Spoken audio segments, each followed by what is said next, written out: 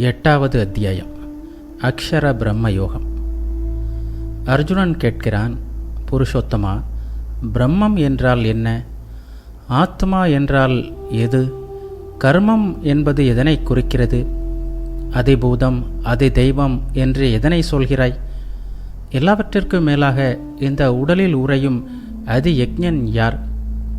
கட்டுப்படுத்தப்பட்ட மனதை உடையவர்கள் மரண தருவாயில் இறைவனை எப்படி அறிகிறார்கள்?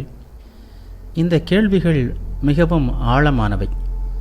வாழ்வின் நிலையாமையை உணர்ந்த ஒவ்வொரு மனிதனுடைய தேடலும் இதுதான். கிருஷ்ணர் இதற்கு மிக தெளிவான சுருக்கமான விடைகளை வழங்குகிறார். பிரம்மம் இது அழியாதது. எல்லாவற்றிற்கும் மேலானது எதுவோ அதுவே பிரம்மம். இந்த உலகம் அழியலாம், நம் உடல் மறையலாம், ஆனால் எக்காலத்திலும் மாறாமல் இருக்கும் அந்த பேரொளியே பிரம்மம். அடுத்தது ஆத்மா. ஒவ்வொரு உயிரிலும் இருக்கும் அதன் சொந்த இயல்பு எதுவோ அதுவே ஆத்மா எனப்படும். மூன்றாவது கர்மம். உயிரினங்களின் தோற்றத்திற்கும் வளர்ச்சிக்கும் காரணமான அந்த படைப்பு தொழிலே கர்மம் எனப்படும். நாம் செய்யும் ஒவ்வொரு செயலும் ஏதோ ஒரு மாற்றத்தை உருவாக்குகிறது. அந்த இயக்கமே கர்மம். அழிந்து போகும் ஜடப்பொருட்கள் யாவும் அதிபூதம். பிரபஞ்சத்தை இயக்கும் அந்த புருஷன் அதிதெய்வம். அர்ஜுனா, இந்த உடலில் உறைந்து கொண்டு நீ செய்யும் ஒவ்வொரு செயலுக்கும் சாட்சியாக இருக்கும் அதியக்ஞம் அதுவே பிரம்மம். இங்கே கிருஷ்ணர் ஒரு மாபெரும் வாழ்வியல் உண்மையை உடைக்கிறார். நாம் கடவுளை வானத்திலோ அல்லது கோவிலிலோ மட்டும் தேடுகிறோம். ஆனால் கிருஷ்ணர் சொல்கிறார், உன் உடலுக்குள்ளேயே, உன் இதயத்திலேயே நான் அமர்ந்திருக்கிறேன். நீ செய்யும் ஒவ்வொரு தர்ம காரியத்திற்கும் ஆதாரமாக நானே இருக்கிறேன்.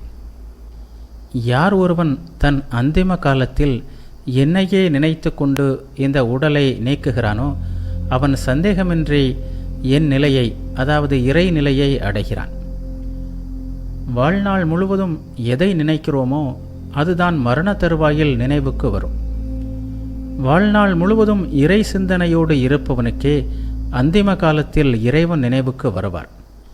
எனவே உன் ஒவ்வொரு சுவாசத்திலும் அந்த பரம்பொருளை நினைத்துக்கொள். மரணம் என்பது ஒரு முடிவல்ல, அது ஒரு ஆடையை மாற்றுவது போன்றது.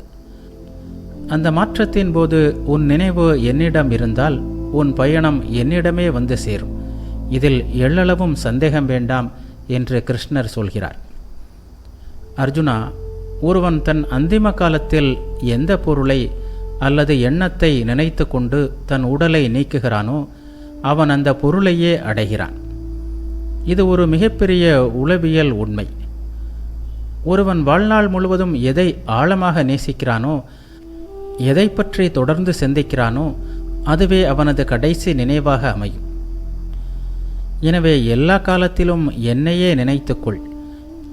அதே சமயம் உனக்கான கடமையை செய் என்கிறார் கிருஷ்ணர். இங்கே ஒரு மிக சிறந்த வாழ்வியல் சமநிலையை முன்வைக்கிறார். ஆன்மீகம் என்பது கடமைகளை விட்டு ஓடுவதில்லை. நீ ஒரு மருத்துவராக இருந்தால் மருத்துவம் செய், ஒரு பொறியாளராக இருந்தால் உன் வேலையை செய். ஆனால் உன் உள் மனதில் அந்த பரம்பொருளின் நினைவு ஓடிக்கொண்டே இருக்கட்டும். மனதையும் புத்தியையும் இறைவனிடம் அர்ப்பணித்துவிட்டால் இறைவனையே அடைவாய் என்பதில் சந்தேகமில்லை. இப்படி தொடர்ந்து பயிற்சி செய்யும் ஒரு யோகிக்கு அவனது மனம் வேறு எங்கும் சிதறாமல் அந்த திவ்யமான புருஷனிடமே நிலைத்து நிற்கும். அந்த பரம்பொருள் எப்படிப்பட்டவர்? அவர் எல்லாம் அறிந்த கவிஞர். அவர் பழமையானவர், ஆதி மூலமானவர், அணுவை விடவும் நுணுக்கமானவர், சூரியனைப் போல பிரகாசிப்பவர், இருளுக்கு அப்பாற்பட்டவர். இறுதி பயணம் வரும்போது அந்த யோகி தன் பக்தியினாலும் யோக பலத்தினாலும் தன் மனதை அசையாமல் நிறுத்துவான். தன் பிராணசக்தியை 2 புருவங்களுக்கு இடையில் நிலைநிறுத்தி அந்த பரம்பொருளை தியானிப்பவன் அவன் அடையும் அந்த நிலை உன்னதமானது. அர்ஜுனா, படைப்பு கடவுளான பிரம்மனின் உலகம் வரை எங்கே சென்றாலும் மீண்டும் இந்த பூமிக்கு பிறக்க வேண்டியிருக்கும். ஆனால் என்னை அடைந்தவனுக்கு, அதாவது பிரம்மத்தை அடைந்தவனுக்கு மறுபிறவி என்பதே கிடையாது என்கிறார் கிருஷ்ணர். இங்கே கிருஷ்ணர் பிரபஞ்சத்தின் ஒரு மாபெரும் காலச்சக்கரத்தை நம் கண்முன் நிறுத்துகிறார். ஒரு மனிதனின் காலம் நமக்கு தெரியும், ஆனால் பிரம்மாவின் ஒரு பகல் என்பது 1000 யுகங்களை கொண்டது. அதுபோலவே அவரது இரவும் 1000 யுகங்களை கொண்டது. இந்த இரகசியத்தை அறிந்தவர்களே காலத்தின் உண்மையான தன்மையை உணர்ந்தவர்கள். பகலில் விழிப்பதும் இரவில் உறங்குவதும் நமக்கு எப்படி இயல்போ அதுபோலவே பிரம்மாவின் பகல் தொடங்கும்போது அவ்யக்தம் எனப்படும் மறைந்திருக்கும் நிலையிலிருந்து எல்லா உயிர்களும் வெளிப்படுகின்றன. மீண்டும் பிரம்மாவின் இரவு வரும்போது அவை அனைத்தும் அந்த மறைந்திருக்கும் நிலையிலேயே ஒடுங்குகின்றன. அர்ஜுனா, இந்த பிரபஞ்சத்தில் உள்ள உயிரினங்கள் யாவும் மீண்டும் மீண்டும் பிறந்து காலம் வரும்போது தன்னிச்சையாக அந்த மூலத்திலேயே மறைந்து விடுகின்றன. இது ஒரு முடிவில்லாத சங்கிலி தொடர் போன்றது. கோடை காலத்தில் காய்ந்து போகும் புல் மழை வந்ததும் மீண்டும் துளிர் விடுவது போல நம் கர்ம வினைகளுக்கு ஏற்ப நாம் மீண்டும் மீண்டும் இந்த பிரபஞ்ச தோற்றத்திற்குள் இழுக்கப்படுகிறோம். ஆனால் இந்த தோற்றத்திற்கும் அழிவிற்கும் அப்பால் ஒன்று இருக்கிறது. அதாவது இந்த தோற்றத்திற்கும் மறைவிற்கும் அப்பாற்பட்ட சனாதனமான என்றென்றும் அழியாத ஒரு நிலை இருக்கிறது. எல்லா உயிர்களும் அழியும் போதும் அந்த நிலை மட்டும் அழிவதே இல்லை. யோசித்து பாருங்கள். கடலில் அலைகள் தோன்றுகின்றன, மறைகின்றன. ஆனால் கடலின் ஆழம் எப்போதும் அசைவற்றதாக மாறாததாக இருக்கிறது. அந்த ஆழம்தான் இறைவன். அலைகள் நாம். அலைகளாக இருக்கும் வரை நமக்கு தோற்றமும் அழிவும் உண்டு. ஆனால் நாம் அலை அல்ல. நாம் கடல் என்று உணர்ந்து அந்த ஆழத்திற்கு சென்று விட்டால் அங்கே அமைதி மட்டுமே மிஞ்சும். அர்ஜுனா, எதனை புலன்களுக்கு தெரியாத அவ்யக்தம் என்றும் அக்ஷரம் அதாவது அழிவற்றது என்றும் வேதாந்தங்கள் கூறுகின்றனவோ அதுவே மேலான கதி எனப்படும். அதுதான் உயர்ந்த இலக்காகும். எதனை அடைந்த பிறகு ஒருவன் மீண்டும் இந்த பிறவி சுழற்சிக்கு திரும்புவதில்லையோ அதுவே என்னுடைய உன்னதமான இருப்பிடம் என்று கிருஷ்ணர் சொல்கிறார். இந்த உயர்ந்த நிலையை எப்படி அடைவது? அதற்கு கிருஷ்ணர் தரும் ஒரே வழி அனன்ய பக்தி. அதாவது வேறெந்த சிந்தனையும் இல்லாமல் கலப்பற்ற அன்பினால் மட்டுமே அந்த பரம்பொருளை அடைய முடியும். எங்கும் நிறைந்திருப்பவரும் தனக்குள் எல்லா உயிர்களையும் கொண்டிருப்பவருமான அந்த இறைவனை அன்பென்னும் சாவியால் மட்டுமே திறக்க முடியும்.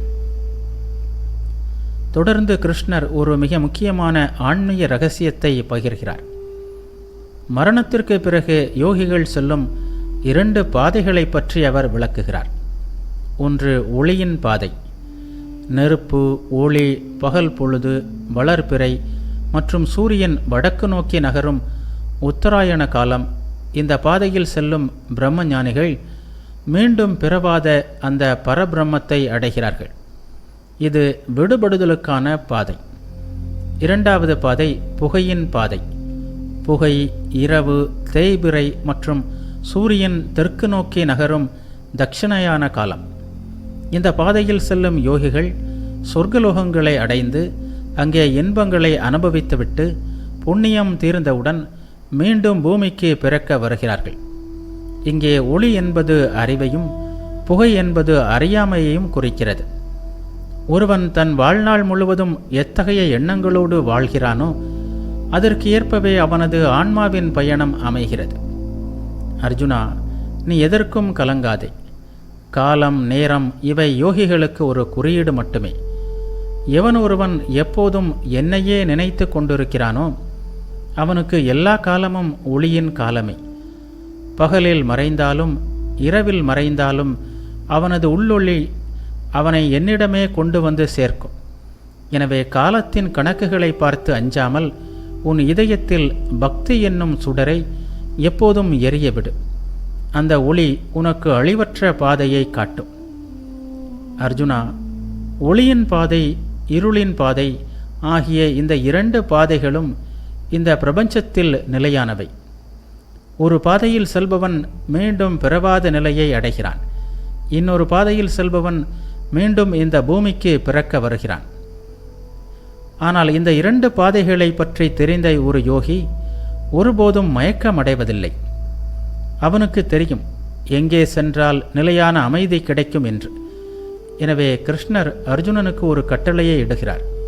அர்ஜுனா, எல்லா காலங்களிலும் நீ யோகத்தில் நிலை பெற்றவனாக இரு. வேதங்களை ஓதுவதாலும் யாகங்கள் செய்வதாலும் கடும் தவம் புரிவதாலும் தானங்கள் அளிப்பதாலும் என்ன புண்ணிய பலன்கள் கிடைக்குமோ அந்த பலன்கள் அனைத்தையும் ஒரு யோகி இந்த உண்மையை அறிவதன் மூலம் கடந்து செல்கிறான். அவன் எல்லாவற்றிற்கும் மேலான ஆதி மூலமான அந்த பரம்பொருளின் இருப்பிடத்தை அடைகிறான். அர்ஜுனா, நீ எதை கண்டும் அஞ்சாதே. நீ செய்யும் போர் ஒரு கடமை.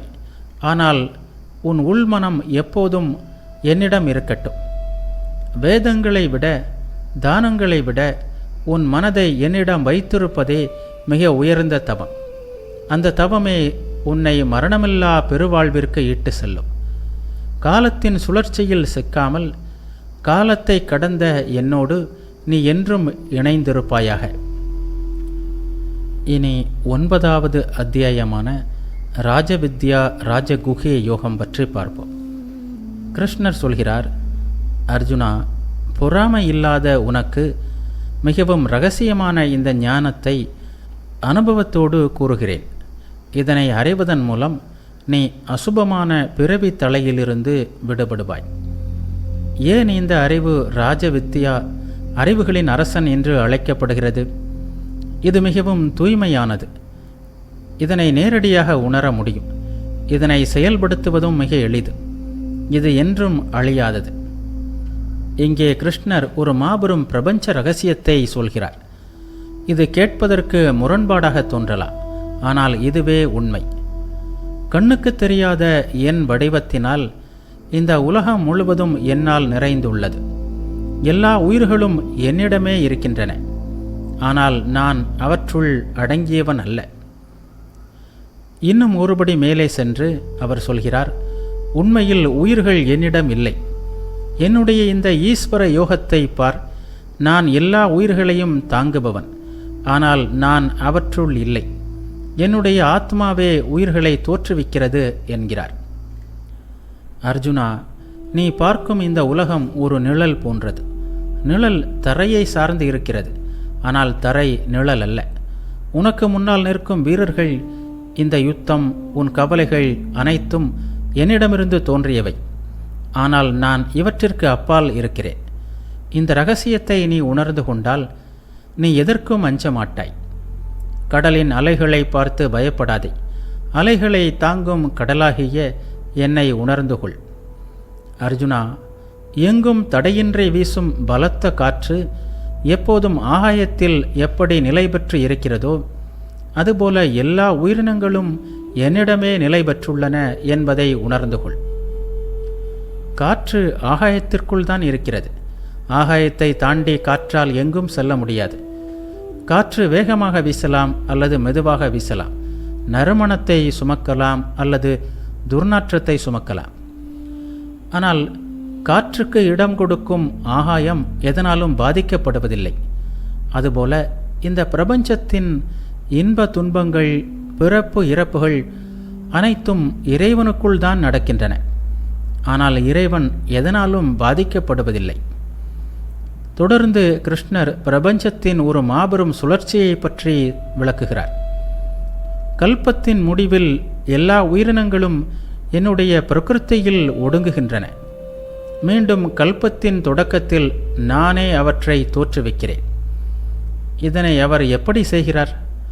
என்னுடைய இயற்கையை ஆதாரமாக கொண்டு அந்த இயற்கையின் வசப்பட்டு இருக்கும் இந்த உயிரின கூட்டத்தை மீண்டும் மீண்டும் நானே படைக்கிறேன். இங்கே ஒரு நியாயமான சந்தேகம் எழலாம்.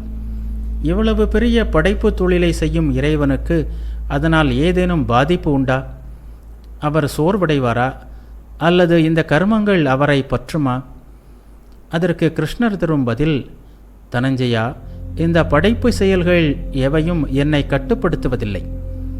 நான் இந்த செயல்களில் பற்றற்றவனாக ஒரு சாட்சியாக அமர்ந்திருக்கிறேன். இந்த பிரகிருதியானது அசையும் மற்றும் அசையாத பொருட்களை தோற்றுவிக்கிறது. அர்ஜுனா, இந்த காரணத்தினால்தான் இந்த உலகம் சுழன்று கொண்டிருக்கிறது. அர்ஜுனா, எல்லா உயிர்களுக்கும் ஈஸ்வரனாகவும் மேலான நிலை கொண்டவனாகவும் இருக்கும் என்னை அறியாத மூடர்கள் நான் மனித உடல் எடுத்து வந்திருப்பதைக் கண்டு என்னை ஒரு சாதாரண மனிதனாக எண்ணி இகழ்கிறார்கள். ஏன் இந்த தவறு நடக்கிறது? அதற்கு காரணம் அவர்களின் அறியாமை. வீணான ஆசைகள், வீணான செயல்கள், வீணான அறிவு ஆகியவற்றை கொண்டவர்கள் அறிவை இழந்து அரக்கத்தன்மையும் அசுரத்தன்மையும் அடைகிறார்கள். ஆனால் இதற்கு நேர்மாறாக இருப்பவர்கள் யார்? அர்ஜுனா, மகாத்மாக்கள் தெய்வத்தன்மையை சார்ந்திருக்கிறார்கள். நான் எல்லா உயிரினங்களுக்கும் ஆதி மூலமானவன், அழிவற்றவன் என்பதை அறிந்து வேறு சிந்தனையின்றி அவர்கள் என்னை வழிபடுகிறார்கள். அந்த மகாத்மாக்கள் இறைவனை எப்படி தொழுகிறார்கள்? கிருஷ்ணர் 3 அழகான வரிகளை கூறுகிறார். 1. எப்போதும் இறைவனின் புகழை பாடிக்கொண்டிருப்பது. 2. உறுதியான வைராக்கியத்தோடு ஆன்மீக பயிற்சியில் ஈடுபடுவது. 3. பக்தி பெருக்குடன் இறைவனை வணங்குவது. இதை தவிர வேறு சிலர் ஞான யஜ்ஞம் மூலமாக இறைவனை வழிபடுகிறார்கள். அவர்கள் இறைவனை 3 பார்வைகளில் காண்கிறார்கள். இறைவன் ஒருவனே, நானே அவன் என்கிற அத்வைத நிலை. அடுத்து இறைவன் வேறு, நான் வேறு என்கிற துவைத நிலை. அடுத்து இவ்வுலகில் காணும் பலதரப்பட்ட உருவங்களும் அந்த இறைவனின் முகங்களே என்று எங்கும் இறைவனை காணும் விஸ்வரூப நிலை. அர்ஜுனா, நீ எதைக் கண்டும் கலங்காதே. மூடர்கள் உன்னை பற்றி என்ன நினைப்பார்கள் என்று கவலைப்படாதே. உன் உள்ளத்தில் அந்த தெய்வத்தன்மையை வளர்த்துக்கொள். நீ செய்யும் ஒவ்வொரு செயலும் இறைவனுக்கான காணிக்கையாக இருக்கட்டும். எவன் ஒருவன் எங்கும் என்னையே காண்கிறானோ அவனை நான் ஒருபோதும் கைவிடுவதில்லை. மகாத்மாக்களின் பாதையை பின்பற்று. உன் வாழ்வு ஒரு புனிதமான வேள்வியாக மாறும். அர்ஜுனா, வேள்வி நானே, யாகம் நானே, முன்னோர்களுக்கு அளிக்கும் உணவு நானே, மூலிகை நானே, மந்திரம் நானே, நெய் நானே, நெருப்பும் நானே, அந்த நெருப்பில் இடப்படும் அர்ப்பணிப்பும் நானே என்கிறார் கிருஷ்ணர். இந்த ஜெகத்திற்கு தந்தை நான், தாய் நான், அனைத்தையும் தாங்கும் ஆதாரமும் நான், பாட்டனும் நானே, அறிய வேண்டிய தூய பரம்பொருள் நான். ரிக், சாம, யஜுர் வேதங்களும் நானே. ஒரு மனிதனுக்கு வாழ்வில் எல்லா நிலைகளிலும் அவரே துணையாக இருக்கிறார். அடைய வேண்டிய இலக்கு அவர், பாதுகாப்பவர் அவர், தலைவன் அவர், அனைத்தையும் கவனிக்கும் சாட்சி அவர், நாம் வாழும் புகலிடம் அவர், ஆபத்து காலத்தில் சரணடைய வேண்டியவரும் அவர், பிரதிபலனை எதிர்பார்க்காத நண்பன் அவர். இவை மட்டுமல்ல, இயற்கையின் அத்தனை மாற்றங்களும் அவரே. கிருஷ்ணர் சொல்கிறார், நான் வெப்பத்தை தருகிறேன், மழையை தடுக்கிறேன், மீண்டும் மழையை பொழிய செய்கிறேன். அர்ஜுனா, அமிர்தமும் நானே, மரணமும் நானே, உள்ள பொருள் அதாவது சத்தும் நானே, இல்லாத பொருள் அசத்தும் நானே. அர்ஜுனா, நீ எங்கும் என்னையே பார்க்க பழகிக்கொள். நீ உண்ணும் உணவில், உன்னை சுற்றியுள்ள உறவுகளில், பெய்யும் மழையில், ஏன் உன்னையே சூழும் மரணத்தில் கூட என்னையே தரிசி. எவன் ஒருவன் எல்லாவற்றிலும் என்னை காண்கிறானோ அவனுக்கு தனிப்பட்ட முறையில் வேண்டுதல் என்பதே இருக்காது. ஏனெனில் வேண்டுபவனும் வேண்டப்படும் பொருளும் ஒன்றாக மாறிவிடுகிறது. இந்த உண்மையை உணர். அப்போது உன் பயம் மறைந்து பேரமைதி கிட்டும். சொர்க்கத்தை பற்றி நாம் பெரிதாக பேசுகிறோம். ஆனால் கிருஷ்ணர் ஒரு நிதர்சனமான உண்மையை சொல்கிறார்.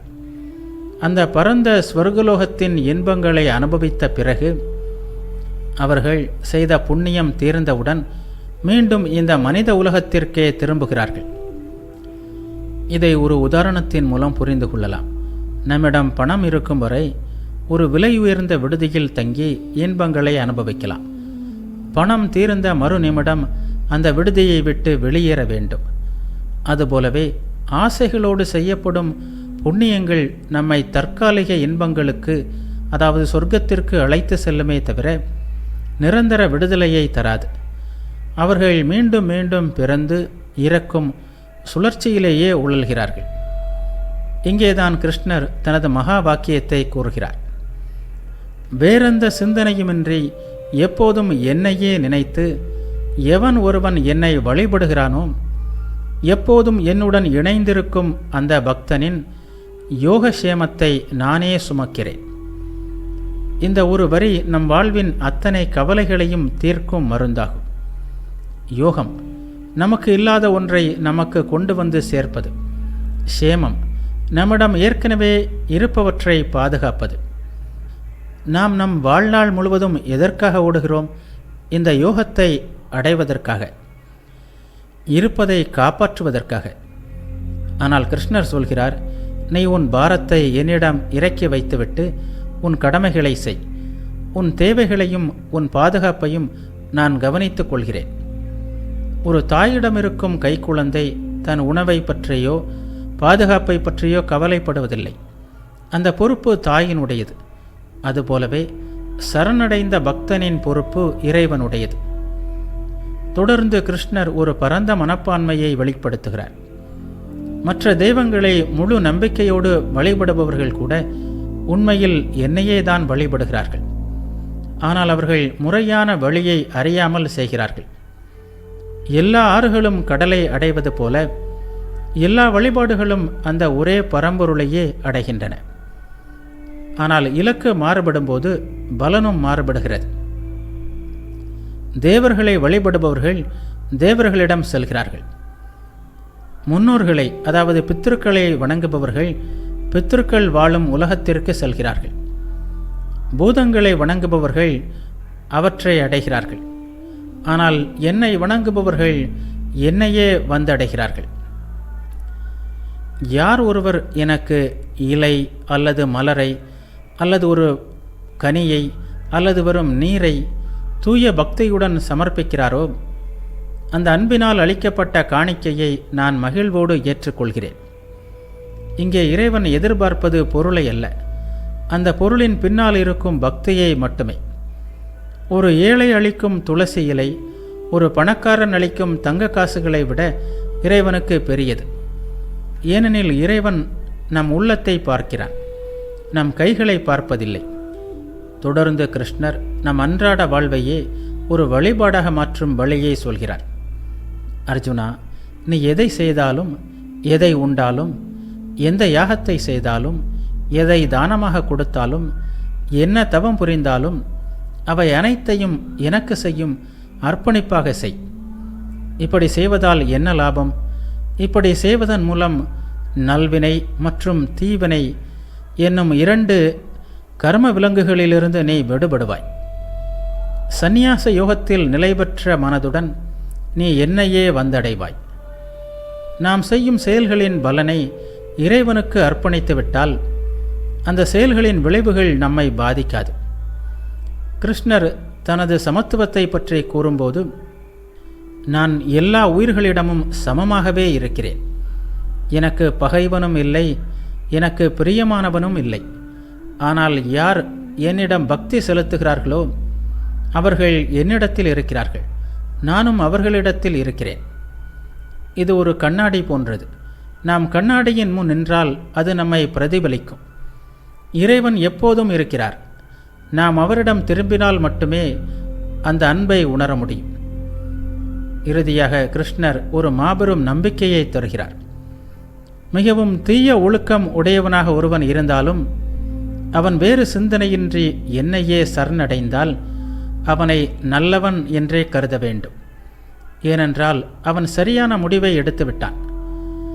மழை பெய்யும்போது ஒரு அழுக்கான பாத்திரம் மழையில் நனைந்தால் அது மெல்ல மெல்ல தூய்மையாவது போல ஒருவனின் கடந்த காலம் எப்படி இருந்தாலும் அவன் இறைவனை நோக்கி திரும்பிவிட்டால் அவனது ஆன்மா தூய்மை பெற தொடங்குகிறது.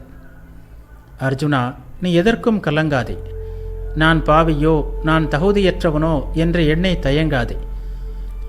அர்ஜுனா, ஒருவன் எவ்வளவு தீயவனாக இருந்தாலும் அவன் என்னை நோக்கி திரும்பிவிட்டால் அவன் மிக விரைவிலேயே தர்ம ஆத்மாவாக மாறிவிடுவான். அவன் நிலையான அமைதியை அடைவான். இங்கேதான் கிருஷ்ணர் உலக வரலாற்றிலேயே மிக சிறந்த ஒரு வீர முழக்கத்தை இடுகிறார். குந்தியின் மகனே, சத்தமாக முரசறைந்து உலகத்திற்கு சொல், என்னுடைய பக்தன் ஒருபோதும் அழிவதில்லை. இந்த உறுதிமொழி சாதாரணமானது அல்ல. ஒருவன் தன் பலத்தை நம்பினால் அது ஒரு நாள் சரியலாம். ஆனால் அவன் அந்த பரம்பொருளை நம்பினால் அந்த பேரண்டத்தின் சக்தியே அவனை தாங்கி பிடிக்கும். யாராக இருந்தாலும், எந்த குலத்தில் பிறந்திருந்தாலும், அவர்கள் என்னை தஞ்சமடைந்து விட்டால் மிக உயர்ந்த நிலையை அடைவார்கள்.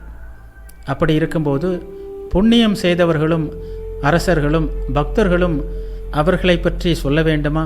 கண்டிப்பாக அவர்கள் என்னை அடைவார்கள். தொடர்ந்து இந்த உலகத்தின் இயல்பை பற்றி ஒரு உண்மையை சொல்கிறார். இந்த உலகம் நிலையற்றது, இது துயரம் நிறைந்தது. இப்படிப்பட்ட ஒரு உலகில் வந்து பிறந்திருக்கும் நீ காலத்தை வீணாக்காமல் என்னையே வழிபடு. வாழ்வின் இறுதி ரகசியத்தை கிருஷ்ணர் இந்த அத்தியாயத்தின் இறுதி சுலோகத்தில் கூறுகிறார். உன் மனதை என்னிடம் வை, என் பக்தனாக இரு, எனக்காக பணிகளை செய், என்னை வணங்கு. இப்படி உன் ஆத்மாவை என்னிடம் இணைத்து என்னையே புகலிடமாக கொண்டு என்னையே நீ சிந்தித்து கொண்டிருந்தால் நீ என்னையே வந்தடைவாய். இதுவே ராஜவித்யா ராஜகுகை யோகத்தின் சாரம். அர்ஜுனா, நீ போர்க்களத்தில் இருக்கிறாய். உன்னை சுற்றி மரணமும் பயமும் கவலையும் சூழ்ந்திருக்கலாம். ஆனால் உன் உள்மனதில் நான் கிருஷ்ணனுடையவன் என்கிற எண்ணத்தை மட்டும் ஆழமாக பதித்துவிடு. உன் கைகள் போரிட்டாலும் உன் இதயம் என்னை துதிக்கட்டும். இந்த உலகம் ஒரு தற்காலிக தங்குமிடம். உன் உண்மையான வீடு நான் தான். இதை கண்டு மஞ்சாதே.